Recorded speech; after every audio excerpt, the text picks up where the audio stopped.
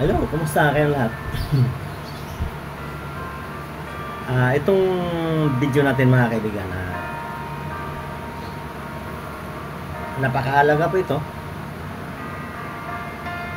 Narinig nyo ba yung background na yan? Bago natin umpisahan, batiin ko muna ng Happy Father's Day ang lahat ng mga tatay.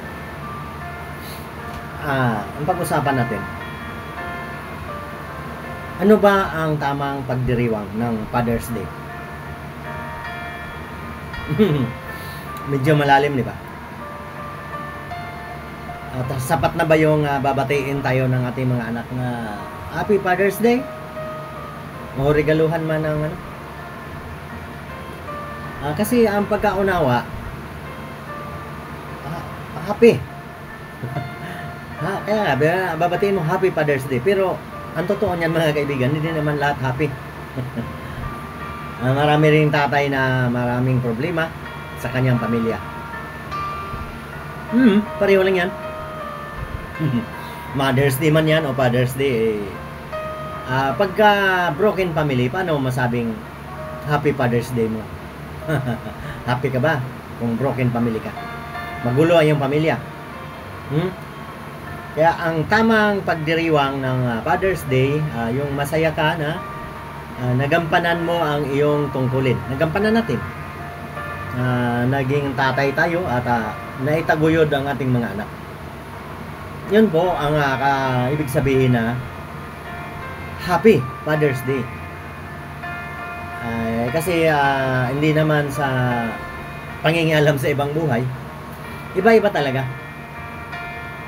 Mayroon na Happy Father's Day dito, Happy Father's Day doon sa kabila, mayroon din. Nakuha na ba ang ibig kong sabihin? Maraming anak, may mga ganun lalo na sa mga mayaman. Magiging happy ka ba noon? Happy, malipay, masaya ka ba ang tatay na marami kang anak? Ika nga madalit sabi babaero, happy ka kaya doon? At tapos ang iba mong anak na napabayaan mo. Hindi po yon matatawag na Happy Father's Day. Malaking problema po yon, di ba? Kaya ito, nakikisali ko sa kwentong ganito kasi ang aking channel, tagapagbigay payo. Masabi mo lang na happy ka kung nagampanan mo ang iyong tungkulin sa iyong pamilya. Kahit hindi man yumaman, kasi kung mahirap ka talaga, mahirap tayo, anong magagawa natin? Kasi ang totoong Happy Father's Day talaga, nagampanan ang tungkulin sa mga anak, napaaral, may magagandang trabaho. Yun, pwede siyang batiin ng anak na Happy Father's Day. Pero kahit hindi naman nagampanan ng kanyang tungkulin, basta mabait naman tayo, batiin pa rin, Happy Father's Day. Basta ibig sabihin, nagampanan mo, hindi ka nagdaming anak ng iba-iba pang babae. Kasi hindi Happy Father's Day tawag doon. Pinapahamak mo ang mga anak mo. Yun po ang madalit sabi, paano ka babatiin ng iyong mga anak, Happy Father's Day kung may anak ka doon sa kabilang bayan, sa kabilang bayan meron, kahit sabihin mo mayaman ka, hindi happy yon. Kaya ang totoong happy na tatay, masaya, wala kang nasagasa ang tao. Baka sabihin nyo, akong pangaral dito, wala akong ebidensya. Ako laging ganun ang aking kwento. Sa aking buhay ko, pinapalagay ang lahat. Ako naging tatay ay may edad na ako. Bakit? Kasi naisip ko na paano ako magiging happy kung hindi ko kayang gampanan ang aking tungkulin. Ang aking tungkulin na maging tatay. Hindi ba po? Kaya planado ang aking ginagawa. Kasi nagisnan ko ng ang aking pamilya ay sobrang magulo. Ang nanay, tatay, Hmm. Ay, sa lahat na nakakilala sa akin, alam niyan kung anong history ng pamilya namin. Broken family. Yan na nga sinasabi ko. Hindi ka matatawag na Happy Father's Day. Hindi ka dapat batiin kung magulo ang iyong pamilya.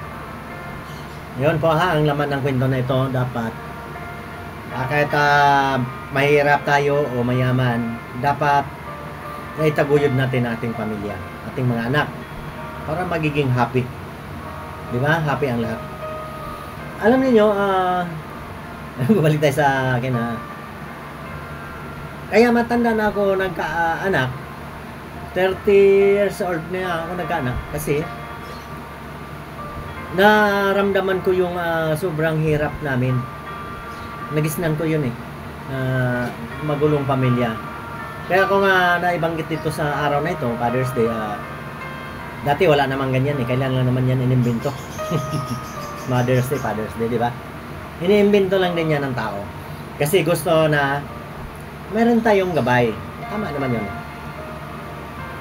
Pero, ibig sabihin, ang katotohanan, para maging happy, gabayan ng iyong pamilya, nasa tama.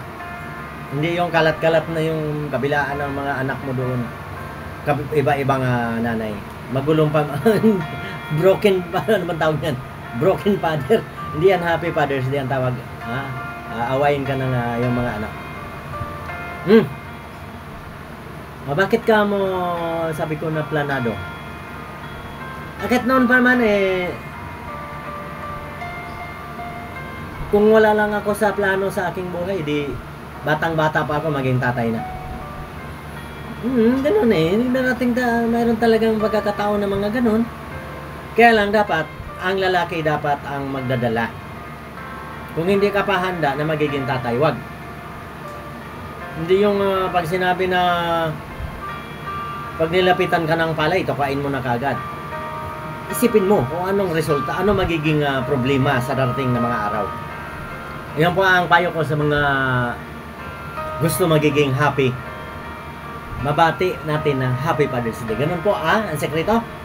Planuhin bago ka pumasok sa isang buhay may pamilya. Para masasabing Happy Father's Day. Yeah? Sige, hindi natin nabaan nating kwento. Itong kwento na ito, Happy Father's Day, isa lang yan, tatay saka anak na lalaki. Pag ikaw anak na lalaki, pag naging tatay ka, pag maganda ang iyong nagawa sa iyong pamilya, babatiin ka rin ng iyong mga anak na Happy Father's Day. Yun po ang ibig sabihin. Hindi yung kumo Father's Day, babatiin na lang lahat kahit na mayroon kang mga kamalian. Hindi po. Hindi happy yun. Pag may mga problema. Broken family, ha? Sana maging happy ang lahat. Sana may naambag ako sa araw ng mga tatay. Ingat po tayo lahat. Patuloy lang sa mga pangarap.